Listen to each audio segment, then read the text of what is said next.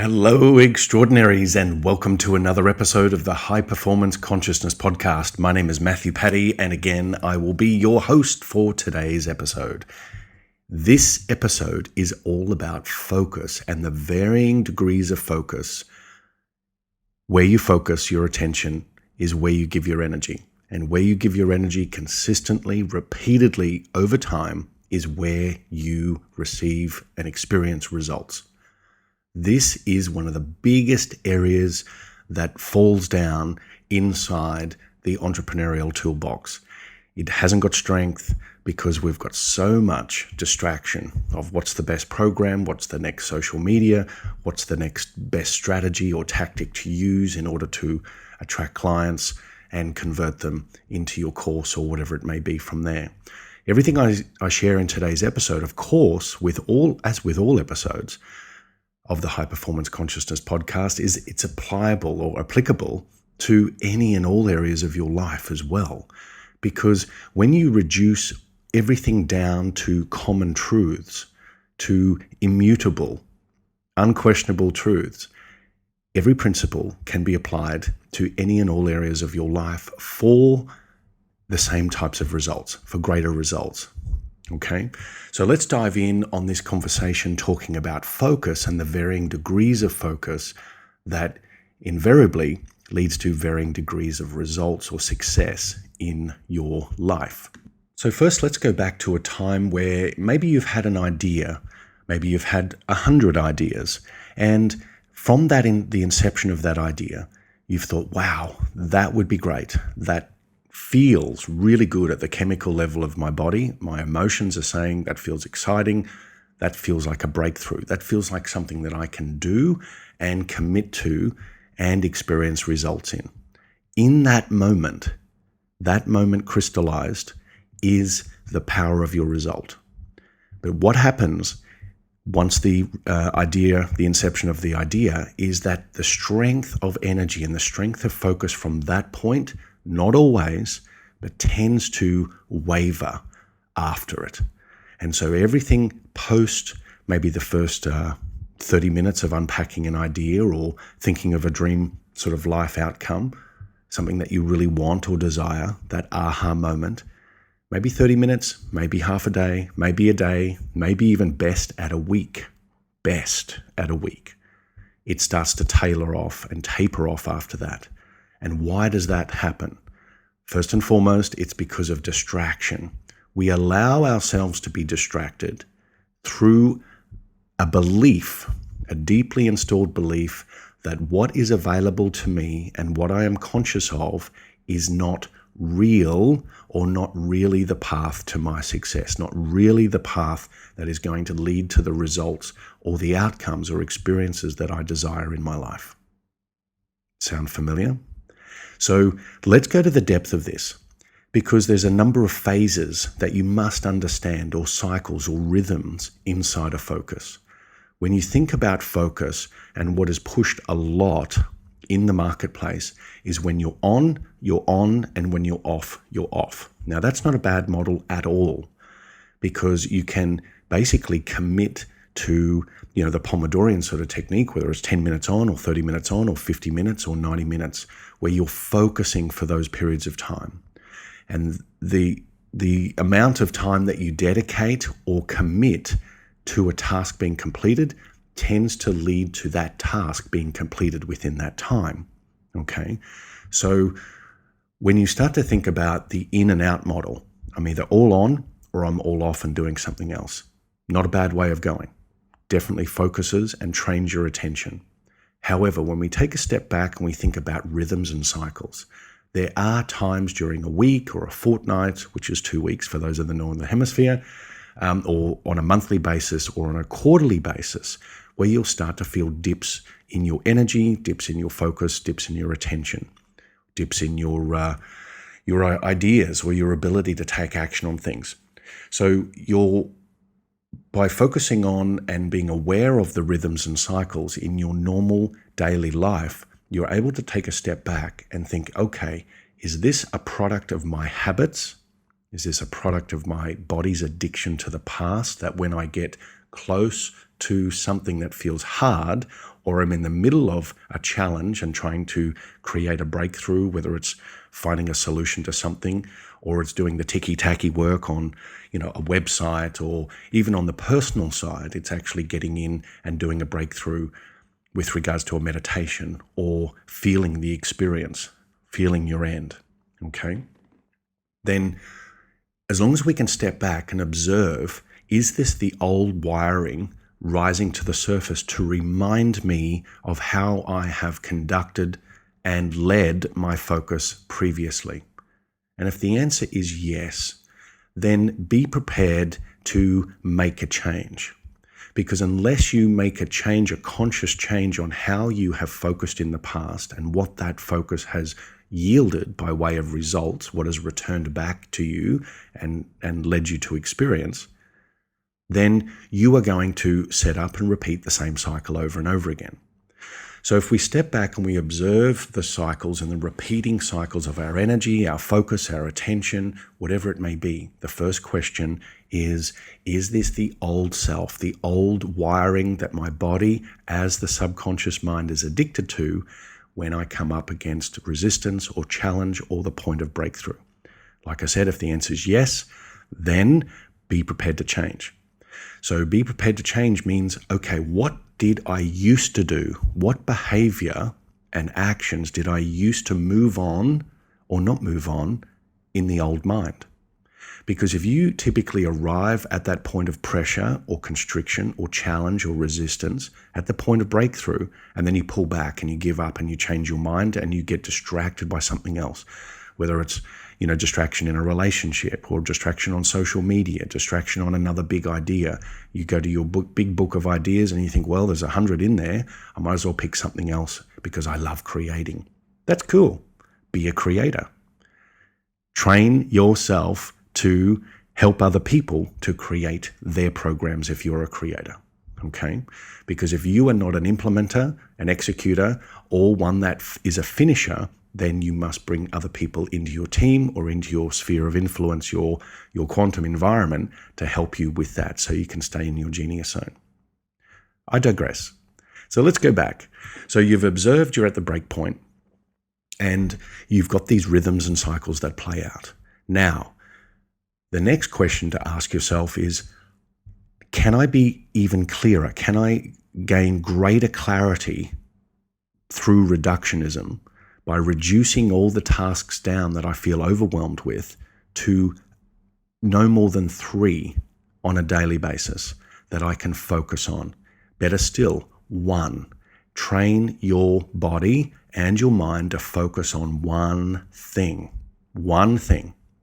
And so you will then be able to ride the waves of these cycles and rhythms so that you don't feel overwhelmed and compressed and contracted, believing that it's not the right time to launch or to push forward with an idea, or the relationship or the money, the commitment to investment or savings or whatever it's going to be. Okay, so that's the next point. Reduce things down so the overwhelm is flattened. You haven't got this big bell curve of all these things to do and you're operating at one end or the other. So you're experiencing polarity. When I do nothing, then I have less tone and less strength and less focus.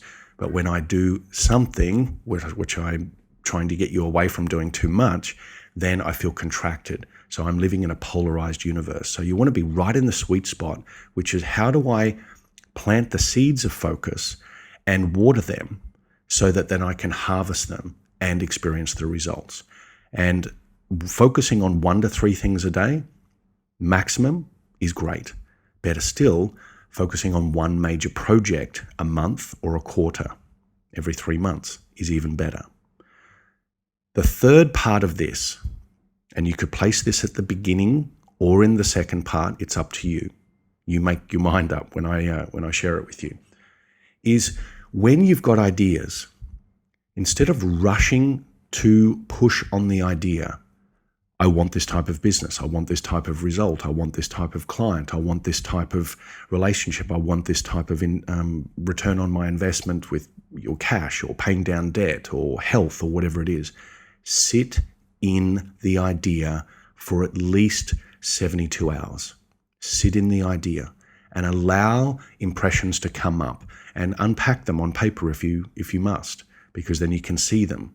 What are the pros and cons? What are the other ideas around it? Who else is doing it? Is this a new territory for me? How do I feel about this idea? So that you are enrolling yourself in the commitment towards focus rather than being happenstance and reactive and getting all emotional and unnecessary about it. Does that make sense?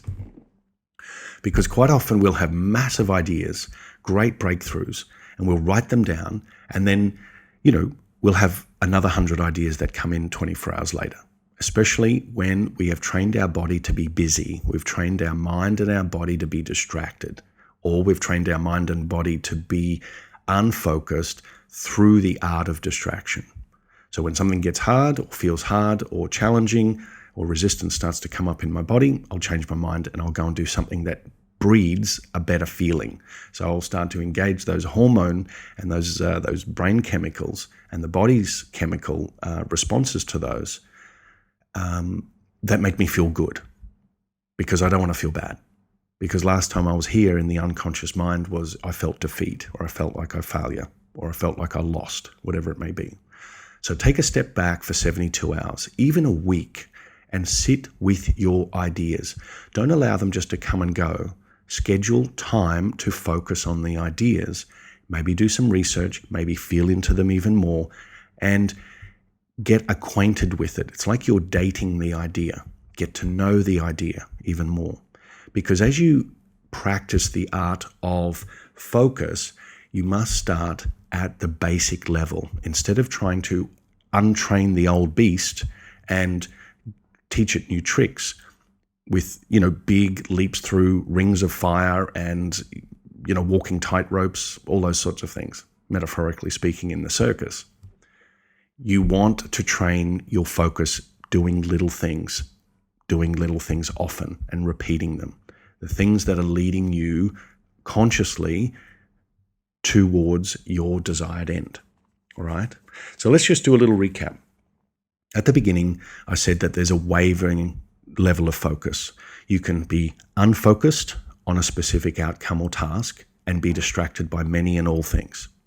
And typically we'll go to default. It's always social media, or it's always calling a lover or a family member, or it's going for a walk or watching a movie, or it's eating, or it's something that pulls you out of an initial decision. So you are unfocused. Then you have oscillating focus.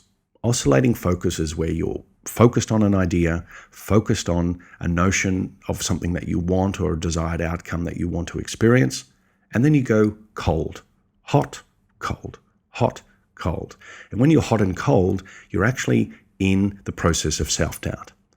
I like the idea of it. I feel good about the idea of it. However, I don't believe it's going to happen for me, or I don't believe I have the skills or the capability to see it through. I don't believe that I have the tools and resources and people to support me. I don't believe da-da-da-da-da. So that's the unconscious conversation that's going on. So that's the oscillating. Then you are starting to tap focus, and you get micro doses of focus. So you're focusing, and then you're allowing yourself to switch off. You're focusing on, and then you're focusing on something else, but it's scheduled. So now you're starting to manage your focus, which is much better. Once you can start to manage your focus and learn to turn on for the focus period and turn off for that particular task and redirect your attention to something else, then you're starting to build the focus muscle. And once you do that and you start to string these moments together, these little wins, then you can start to you create hyperfocus. Hyperfocus is similar to flow, okay? But hyperfocus is committing your body, your mind, and spirit or soul or energy to a desired outcome until it yields results, until full transparency or full evidence of it appears in the material world. And if you go back and listen to my previous podcast, you'll know, if you have listened to them already, that I've littered each and every podcast with a sampling, a golden nugget that you can start to piece this giant jigsaw puzzle of manifesting of business results and personal growth and attainment and mastery together. Sit with your ideas about yourself, about your world, about your business, about your relationships, your finance, your health. Sit with them and invest energy and time into deciding and committing to that which you absolutely desire.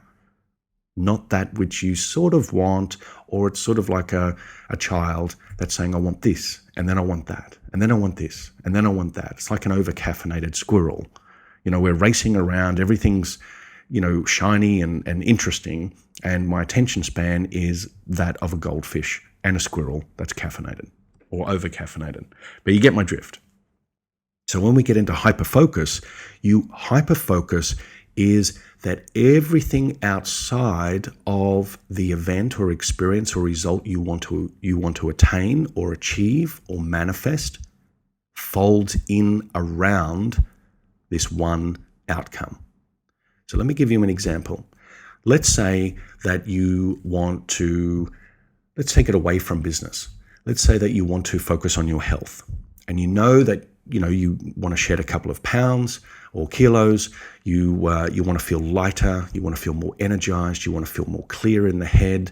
You want to feel more engaged in conversation. You want to feel more confident. You want to feel sassier or more handsome or whatever it's going to be in your clothes. You want strength and energy and vitality. You want to be able to play with the kids more or whatever it's going to be. But let's make it about the health. You're sitting and focusing on the idea, which is the first part, mind, of what it would look like and what is it that you desire around your health. Invest the 72 hours upwards towards the week and unpack all the ingredients that make up this ultimate reality to do with your health. Now, once you've come up with the ultimate reality and the ingredients in that ultimate reality, which is, the better body, the better mind, the better focus, the better energy, the better love life, the better clothes that fit, whatever it's going to be, then you become hyper-focused on that as an outcome, which means that everything outside of that objective in your life folds around and is corralled, folded into this ultimate goal. So when you are having your lunches and you're at business, at a work dinner or a lunch, whatever, you've got health on mind. When you're in your relationships, you've got health on mind. So it doesn't mean that you lose yourself to the idea of health. It means you are committing the additional energy and resources that would be dissipated or given away through distraction in other areas of your life. You're now adding it to your hyper-focused reality, your hyper-focused outcome. Does that make sense? I hope it does. And so committing to an end, experiencing your desired outcome ahead of time through guided visualization, through enrolling yourself mentally, physically, emotionally, energetically into your preferred end, means that you are focused until. Focus until. So you do not give up. You do not say it's not for me. Even in those cycles, those rhythms and bandwidths, those moments where you think, oh, I'm having a down day, or I'm having, it's not going my way, or I've actually had a loss and that must mean that I'm on the wrong path. No. Any setbacks, any perceived losses are reflection points that you can use your awareness to observe what is being shown to me right now. Am I being asked to express greater resilience right now? Probably. Am I being asked to focus on what I desire rather than what I do not? Yes. Am I being asked to show faith and trust in myself that by continuing this path of focused action and intention, that I will end up arriving precisely where I desire? Yes. Okay. So focus with the on switch and the off switch is great. However, we tend to overlook the cycles and rhythms of our daily life on a weekly, monthly, quarterly, 6-monthly, or annual basis. Take time to step back and reflect so that you can see this particular, quarter. At this time every single year, I feel this particular way. All right. So you're not making it about you. You're now being objective based on what you're observing. And you're making a decision that is no longer contrary to what you want and leaning away from your desires and your outcomes. You're leaning into them even more and trusting yourself, your body, your mind as it is growing and evolving and expanding, that it knows what it's doing. So listen to the cycles and rhythms, okay? But maintain your hypervigilance and your hyperfocus. Persist until your material reality has folded in and confirmed what you have always known and always visualized and always saw and experienced as a reality, a true reality in your meditations and your guided visualizations and your actions. All right, so I hope this episode has helped you today, given you some fresh food for thought. From me here to wherever you are in the world, dream a better dream. And remember, it is all you, baby. See you in the field.